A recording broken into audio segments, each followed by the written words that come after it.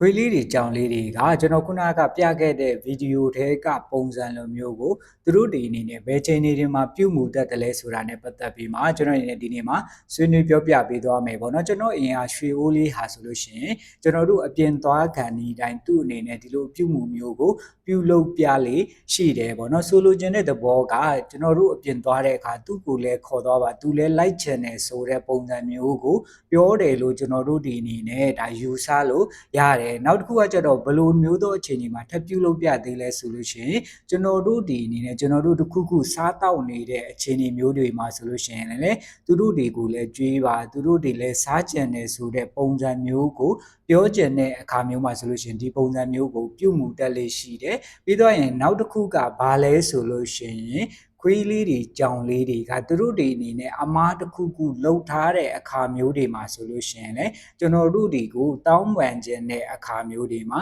ဒီလိုအပြုမှုမျိုးကိုဒါပြုမှုပြသလေးရှိတ